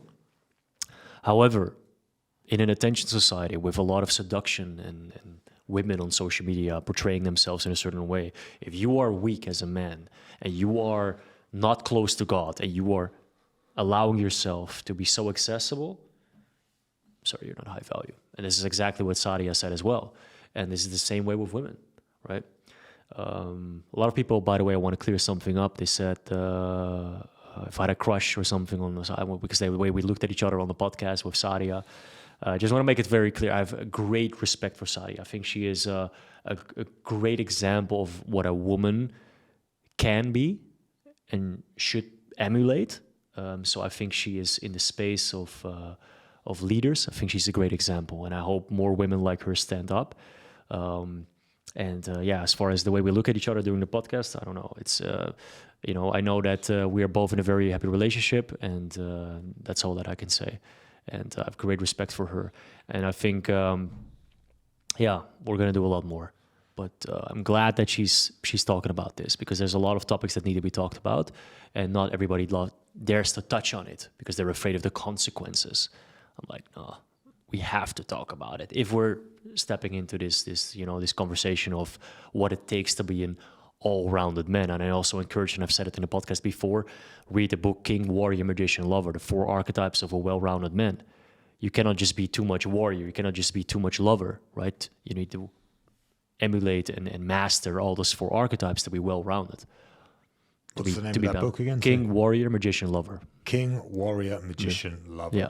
Oh, interesting. So the king that sits on his throne, that looks at everything that's going on, his empire, right? The warrior who goes after it, the masculine, like attacking. Then the magician, you need a little bit of magic, a little bit of charisma. And then a lover, the feminine side that we all have, the romance and all that. So once you balance those 4 archetypes, I think Robert Greene, he wrote the book. Okay. So it's a great book. I encourage it. I've mentioned it before. I know and Robert I would say Greene. I don't know where he's from. What book have I read that Robert Greene has written? Okay. He done 40 laws of power, 42 laws or whatever. Yeah, exactly. 40 laws of power. Exactly. Yeah. Also, a great book. Okay, fantastic. That's where I know him. Yeah, I would say the book for all men. Okay. I think I encourage anybody to read it. And it helped me a lot as well to balance a little bit of the structure. I was often too masculine, too much. Nowadays you would call it red pill, right? Very in the extreme of red pill, and that's So I try to balance this as well as our business, right? Because as somebody that runs a business right now, I have to put all these different expectations in perspective, and what do you need? What are your needs? And I also want to be always in the field. I don't want to be somebody that, is just an executive and tries to put people, no, I want to be in there. I want to be around the people. I want to be in the field and lead by example is also very important for me. Yeah, I think I'll look into that book as well. I think that's this Sadia, her name is, I've never met her. But Sadia Psychology. I've seen some things that she's done, and I think that's a really interesting point, accessibility as a woman and a man. But I think that's when you can start, I think it's obviously very, very different because women start their lives off saying no. And men start their lives off saying yes, please, right? So it's like the merge of the two. So I don't like talking about body count and all these sort of things, but that's generally why a man's body count is higher, because they're chasing, they're the hunters, right? And the others are the ones saying no. So when a man gets to a certain point in his life where he can then say no, that's when you know he's elevated to a certain level, right? So I think that's what and that's what most women want, is they want a man that can say no, because otherwise how do they know they're not saying yes to everybody, right? So I think it's not my topic. I don't have like solid opinions yet set on those things, so I don't like to try and say things so much, but I think that book sounds fantastic. And I think the idea, I used to have an old coach that always used to say to me, I can't wait until you become a well-rounded individual. So he used to say to me when because I was 100%. Maybe he's read that book. He's a hyper intelligent guy, like a genius level guy. I met him for the first time in like 6 years in London a couple of weeks back, and he's still the same. He's super weird. You think you pass him on the street and you think, but he's a hyper intelligent guy. And you say, I can't wait for you to be a well-rounded individual. And when we sat down, he said, "You're not there yet, but you're on the way." You know, like, because I said I brought this up with him, and because I used to be so the masculine, the warrior, like fight. I mean, that was your life, brother. Yeah. You know, like that's beautiful. Like that you stepping away from it and looking at it from like a 360 view of like that life and being so self-aware. It's absolutely beautiful. I was super lucky at the beginning of my career. There's a guy called Luca Sentore, and he's a psychologist as well. So he was a sports psychologist, but he used to train with me, and we used to have these deep conversations from day one. But I think going into fighting, because of my religious background, my mum was a Jehovah's Witness, I used to go to church. I just viewed the world very differently to most people. So when I went into fighting, I was lucky. He said to me, "You're unbelievably self-aware for like a fighter, because most fighters are whatever." And I've tried to carry that through my life. And at a young age, I was like this. So now I'm 35 now, so it's obvious to be self-aware. But I think that skill that I had, it like gave me a very good understanding of where I am in life, you know, and I had to push in certain directions. But I like to think that I'm becoming a more well-rounded individual. And I think this podcast is helping me maybe see the feminine side a little bit more, because my feelings and I'm not that guy, right? So but you need to be. You're right. To be, you need to understand at least the dynamics of it. I'm not saying you should be touchy-feely, but you need to at least be able to look at a soft person and be able to understand why they're like that, and have some. So again, I don't have that. The magician, I think I have. So when you say a magician, I think I've got that. The charm and the understanding of these sort of techniques, if you want to call them that. I think I have that. The warrior and the king, I definitely have. So how I describe it, which I spoke about a couple of times, but I always say like we're three things. So maybe I'm missing that fourth person. We're like three things. We look at ourselves. Who are you? If you ask yourself, who are you? You say like you're your body, you're your mind, and people call it your spirit. I wouldn't say spirit, but you're your spirit. So we live through the flesh, and then our senses and our intellect is the other part of it. But then you have the guy that controls those two things. So maybe that's the king, right? So the king is the guy that controls it. I call it your will or your willpower. In the morning when you're so comfortable, when your body's comfortable and your mind's comfortable, when you're tired and you don't want to get up, it's the king that says, "Come on, bro, you got to get up and you got to go out there and you got to hunt," right? So the king is telling you, or whatever your king is telling you to do that. So it's like that is pushing you with your will, is explaining to you that you have to do that. So that controls your body and that controls your mind. Maybe your body is your warrior and then your mind is the magician, right? So I just need the lover. I need to add that in. The heart, maybe that's the heart, right? But brother, this is the thing, right? Like we're all broken inside. You know, we all went through shit. We're all on a similar path.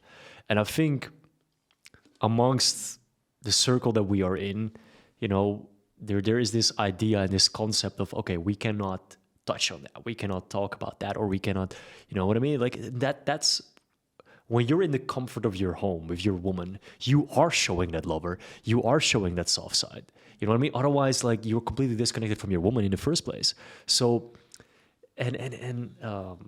again, as a well-rounded masculine man, I think it's very important to be aware of that. You know what I mean? Because otherwise, you're lying to yourself, brother. You know what I mean? And I think that in a world where we are like having all these different conversations about what it is to be a man, like, let's not forget where we come from, and let's not forget that the trauma that we experienced is part of who we are becoming, and also how we can be the best version, not just in our work and in our path as a warrior, but also at home, to show up for our wife, to show up for our children. And that's, you can be successful anywhere else, but what when you come home? You know what I mean? That's why, for me, as an example, my girl's pregnant right now. I'm not as much in the office anymore, brother. I try to stay as much home as possible to be there for her. You know what I mean? Because for me, I don't feel successful when I'm not there for her, when she's not happy. You know what I mean? So this is an honest conversation we need to have with each other. Yeah, but I think because I've been through that, I have been through what you're going through right now twice. I have two young daughters, and I believe the same thing. And then you believe the same when the baby is here physically and the mother is caring for it. You believe the same thing. I have to be around. I have to be there. I have to care for them. I have to do these things. But then as you progress through that journey, or for me, again, talking from my personal stanza, is like, what are the responsibilities for you as a man? You just said, as a man, I want to go home. But that energy that you are sacrificing for your woman and to be at home with your children, as positive as that can be, it then takes away from the other three sides of your life, right? So those three sides. So if you are fortunate enough, which I know you're in a very good position to be able to provide the lifestyle that your woman and your family need, and be able to be that masculine man, then, and you have the charm or the magician, then okay, it's easy to be the lover. So, but I think what you need, I've not read the book, so I know nothing about the book, but these four characteristics that they're talking about, they said the king, the warrior, the magician, and the lover. In my opinion, the lover comes last, because you need, like, okay, if I'm all lover, but I can't put a roof over your head, I'm no use as a man, right? But okay, if I put a roof over your head and I protect you and I've got the charm, but I'm still not, I haven't produced that love, but at least you've got the other three, right? So yeah, maybe the perfect man, 100%. Yeah. But I think you need to understand. So for me, I come from fighting and all the rest of it, and I'm successful to a degree, but the life that I want my family to live, I know that I need to provide. I got to be out hunting for.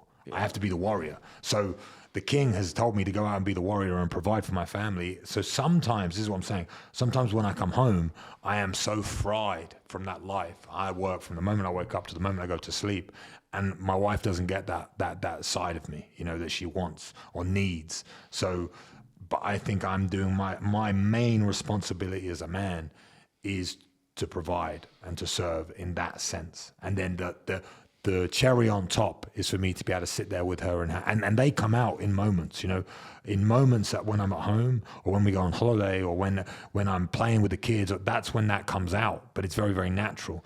And it's when all of the other parts of my life are controlled or are working, then I can be that guy who is the lover or the you said, like, open. I can be very open and relaxed.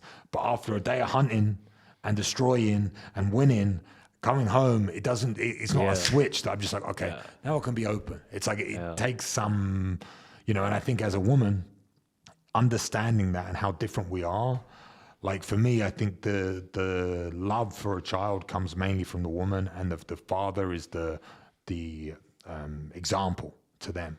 That's how I look at it. But I've got a 4-year-old, a 2-year-old, and I'm out hunting, killing, winning, destroying, like taking over, doing what I want to do and providing. And they will look at that and they know I'm doing that for them. So yes, I agree. And I think the perfect man can have all four, but I think the last one, the lover, comes last on what you need to be as a man. Like being that soft individual. Okay, you can be open and you can be soft if you have all the other three in play and you're smashing it. I'm not there yet. I'm a developing human. Like we said, no one's a finished product. I'm trying to push myself to the limit. in these other ones, these 3 other ones, or 2 other ones. Well, this is a really good conversation. And this also comes back to the conversation we had earlier about comfort, right? If we are at home all day with our wife and our kids, we get weak, we get soft. When we're in the field, we're meeting people, we're working, we're grinding, we get hungry, we get we get that feeling, we get masculine urge. So that's very important also to for your children to see, but also for ourselves. So I truly agree with you when you say we have to be, whether we are already in a position, we have to be out there, we have to be working and making, bringing the bread home, 100%. That's I think that's our masculine imperative. And ultimately, we're striving for the same thing. We're striving always for that balance of hey, am I showing up for my wife? Am I showing up for my kids enough, right? Am I bringing home enough love? And that's a question where I think we're all trying to figure out what is that sweet spot. Yeah. But that sweet spot always lands first in getting out there and making shit happen, 100%. But I'll give you some advice as a man that's been in the game a little bit longer with the kids. Is this is how I look at it. I look at why my wife fell in love with me and the reason that she decided to become my wife. That man is who she fell in love with. Yes, you both develop and yes, you change. But if I stay at home and I'm always around and I'm always there in the female energy and then that man erodes away. And I've been that guy that eroded away. And I'm not the strong guy that stands there and says what I said on this podcast, that I believe in myself 100%. And if shit hits the fan, I'm the one that is going to fall on. It's not going to fall on my wife. It's not going to fall on my kids. It's going to fall on me. So I have to be the guy that's going to stand up and say, I'm going to do the job. So that erodes from you if you are with your girlfriend and your kid all the time and you spend time with them. So it's trust me, being around female energy consistently and constantly erodes you as a man. 100%. I've been there. I agree with you, man. Yeah, even if you don't have kids, right? Yeah. Even if you take that away, if you're with your woman, that's why I think Tate as well talks about this, right? He lives with his brother. Just to be around men that are striving and want to you to be the best version of yourself is so important. That's why meet up with your circle, go do shit. And challenge each other. Your woman is not going to do that. So you need that. Yes, but they have so they're off on they're on an absolute scale this side, and that's why they're smashing. Yeah. Unbelievably successful. Yeah. But they have the softer side, obviously, but way less than I do. Yeah. And I'm trying to strive in the middle, right? And find that middle ground. And again, it comes down to your comfort, your safety, what we spoke about. Yeah. So in their minds, they're never safe. They have to always be hunting. They can never sit there and they can't be in that environment. They don't want to be in that environment because they always want to be performing at their 100% best they can be. And what did he say the other day? It was you're always the crazy guy until you're right. So if you say you're always paranoid, until you're right? So they live on paranoia. We have to be the best. We have to be the best. We have to be the best. We have to be the best. But then when they get challenged, they're the best. So it's if you're living that life where you're allowing yourself to erode, I'm comfortable, it's okay. But then when you got to stand up and be the man, you need to make sure you've got the opportunity. And again, my physicality is a great example of it because me as a physical specimen, if you look at me 5 years ago, I was a monster. You look at me now, I'm kind of a bit softer than I was. If I had to fight off intruders right now, I'm never going to be as sharp as I was 5 years ago, right? And that's because I've become comfortable. Yeah. And money and affluence, it makes you more comfortable. So again, fucking candlelight dinners and shit. So it's, again, I think your woman, and this is what I'm trying to say, your woman will tell you that she wants certain things. Yeah. But she doesn't know. She is lying to you when she says, I want you around all the time. You got to be home. You got to be with the kids. You got to blah, blah, blah, blah, blah, blah, blah, blah. Then you do that because you think, that's what my woman wants. I want to provide. I want to be there. I want to be the loving husband or the father. And then 6 months go by, a year go by, and you become the man that you don't become the man that you were. And she looks at you and be like, this isn't the guy that I fell in love with. It's because you've turned me into this. You have to remember, maybe what your woman wants, it's it's not actually real, because we are, again, fed all this information by mainstream media and all these films that we watch and these products, like, okay, when you have kids, you say, no, I completely, having gone through it and gone through the cycle, I believe that I'm talking about Tate, so what Tate is saying and what the mainstream media is saying, I think the happiness lies in the middle, you know, for everyone. Everyone is on a different part of the agenda, right? So maybe just live with your brother and never have a woman in your life and never be there and never... Maybe that's what you need to do if you want to become the most influential man in the world, which he literally is, right?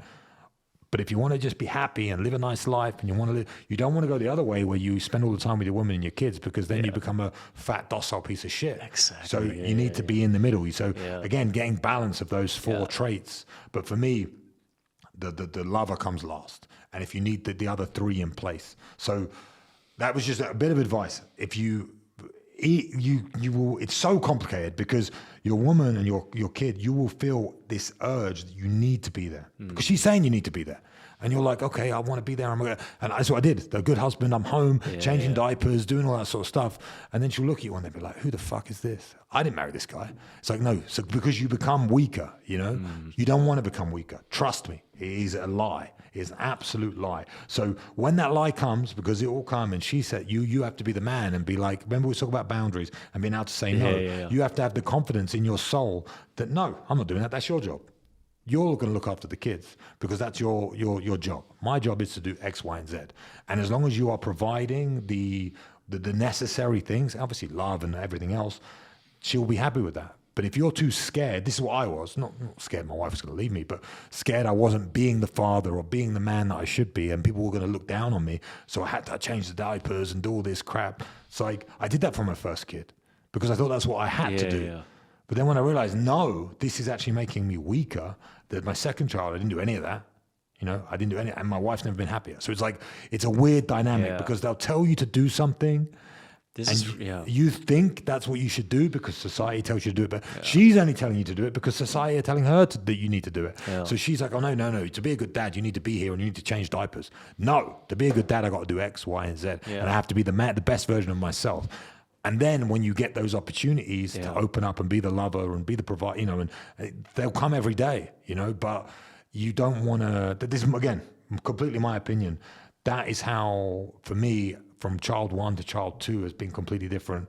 And the understanding the roles in our family is so much more important because otherwise you just become a weak, like, she doesn't look at you the same. And then that's beautiful, brother. And that you went through that process, like from personal experience, you know, first changing diapers was your first one, like, and having to now find that sweet spot, I think is absolutely beautiful. Yeah, and everyone's sweet spot's different. Everyone's in a different situation. But that again, we talk about like sex and like that spark. That goes when you become some loser that's just at home all the time watching Netflix and changing diapers. No woman wants that. No woman wants that. As much as they say they do, as much as they'll say to you, oh, you're like, I'm away all the time. She'll say to me, oh, you're always away. Yep. I got shit to do. I got to go out and hunt. I got to out and provide. I'm the warrior. You know, and that's what women want. They want the warrior, right? They want the king. They want their king and they want that warrior. They don't want the lover all the time. You know, so it's like, that's my personal experience, what I have found. I really agree with what you say. And I think, again, this is, by the way, our masculine imperative. I think this is our duty as a man to show up, to go out there and hunt. I don't think this is a negotiable. The main conversation here, what we need to talk about also is that our kids are in danger. They live in a society that is weak, that is feminine, where our culture teaches our boys that they need to be more feminine, or they start to learn about transgenderism at 6, 7. So how do we protect them from that? Well, it is to show up, to also be there, to also show them that there is a dad that teaches them things, right? To even homeschool, if you will. That doesn't mean necessarily changing diapers. It means showing up, showing them a hierarchy in the household, that there is a leader and that there is one that needs to be respected as such, as the mother, and that hierarchy needs to be in place. And that is, I think, where I'm coming from. Whereas, like, if you're always gone, right, and if that's necessary because number one, you need to provide, you need to protect everything. So, of course. But if you have a position where you can be home, you can homeschool, and you can show them the hierarchy. As an example, where do you see a dinner table where everybody just sits together right? And we talk about how was your day. These days you see kids with the iPad. You see them on their phone. 8, 9, 10, 11, 12. I want to ask, I want to talk. I want to have a moment during the day. And again, I'm going to be there soon, May next year. So I might have this conversation with you again next year and we have a different conversation. Because at the end of the day, it's about personal experience and you change. But I have this idea in my mind. I want to sit at the dinner table at least once a day with my family and not have cell phones or iPads. No, we're going to pay attention to each other. We're going to respect each other, right? And I want to give that to my children. And I think being able to install that hierarchy is what I'm talking about. And that takes a certain type of man. And a man that's run businesses and a man that's lived can do that. And that's what I think is missing, is the confidence to install a hierarchy where you say, this is how it is. We're going to do X, Y, and Z. Because it's fucking hard. Trust me. Trust me. Like this whole mentality, it's admirable. What you just said is admirable, and I hope you achieve it, and I'm sure you will. But for you to be able to achieve that, you need to have the confidence to stand there and say, this is how we're going to do it. And when she says, but no, we're doing this. And the only way she'll do that is if she respects you as a man and goes, okay, you're the leader of the pack. We're going to do what you say. But now the society is saying, no. Exactly. I want this and I want this. So there's a lot of steps to it. And the iPad thing is funny because me and my wife talk about this quite a lot. But every person before they have kids, they say like, why every time I go to a restaurant, I see kids with the iPad, and my kids aren't going to do that. Good luck, bro. Because it's when you understand, you understand, especially I've got 2 kids now, people have 3, 4, 5, whatever. It's like, when you go out to a restaurant, again, this comes down to where you are financially and all the rest of it. But for most families, they go out for a nice dinner on a Friday night. They go out once a week, blah, blah, blah, blah. You just want to have a nice dinner because you're paying for it. And the kid is on you screaming, trust me, give them an iPad, they shut up. So I agree. And we will say the same thing. Or we need to have this podcast also in 1 year just to talk about this. Have it in 2 years because it's it is that is what you want. Yeah. So difficult. Oh man, well, what you want and what's going to happen in reality is going to be very different. I get it. Yeah, this is my vision now. Yeah, good. No. And at home we have that, and it's fine. But when you go out and see them at restaurants, it's different because you're paying for them dinner. You want, and your wife's got a night off, and she's not cooking, and you want her to have a good time. And the baby keeps saying to her like, "Oh, mummy," like, "Shut up. Here's the iPad." My wife can enjoy herself. She can relax, and trust me, it's needed. That is great. So I've spoken about this on a few podcasts, but I think that's important. But I think what you said about the hierarchy and again, it comes to forget kids, marriage, all that stuff. Yeah. Again, when it comes down to dating, you're talking about hierarchy, right? Which for me is like boundaries. Family boundaries is a hierarchy. Yeah. Boundaries in dating, again, is the same thing. It's having the confidence within yourself to say no. That's all it is. And if men learn to say no, it takes them so far. But the problem is, most men haven't even got to the opportunity where women are trying to attract them.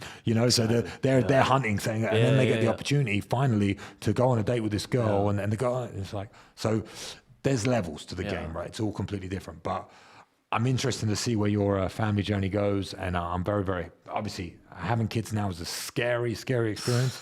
But it's amazing. There's nothing better. That's why we're here. Anyone who doesn't have kids or doesn't want to have kids, completely up to them. But I can't understand it because that is why we are on this planet, is to pass on our knowledge. And I've got girls. I mean, yes, I wish I had a boy, and maybe I will one day. But it's like, that's the reason we're here. So you're extremely lucky. You're in a good position. Your business is smashing it. You've got the woman that's going to have your children. Great, everything's going well for you. So I'm very. That's very absolutely not true. I think we're all going through. I mean, yes, of course, but like I think there's always another battle we have to fight. I think everything is going well for anybody. I think is a fallacy. I think it's a lie. I think as a man, we have always another battle to fight. But compared to the average man living their life, of course, I mean we are very lucky with the circle we have, with the connections we have. But again, I don't take that for granted by any means, because I know what I had to go through, and again, I live with integrity. So we make mistakes, we fall, we get back up. But one thing I can tell you is brotherhood, and this is why I'm so glad that the Tates talk about this so much, is everything, because that's all you have. That's all you have left with, and whatever path you follow.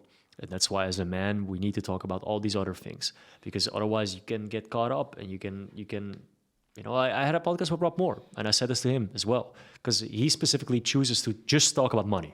All right, cool. But what if you talk to a lot of young men that want to make money, but they don't know how to maintain it, right? It's another thing to make money, how to maintain it, how to spread it. I have everything in assets, whether it's crypto or real estate, right? I had to learn that. I had to learn not to go after just materialistic stuff. I had to fall on my face. I had to go through all that. Now there's an opportunity for youngsters that are listening to not even have to go through that, to just go directly into assets. Whether that is good or bad, you're going to learn. You're going to do your research. You're going to have to find that out. But protect yourself and learn to be the best version of yourself and attract the right woman. And I think one of the best metrics to find when we talk about high-value men is look at the woman who's next to him, right? If the woman respects you like you mentioned, but also if she, the other way, if he's respected by his peers, if she's respected by his peers, you come to my home, my woman asks you, hey, would you want anything? Can I help you? You know, like a coffee or whatever. She's proper, she's respectful. You know, we have a mutual friend and we all talk about his woman. We don't talk about his Lambo. Nobody cares. You know, we all got nice cars. Nobody gives a fuck. We care about the woman that's next to him. And with a great woman, you can be a great man.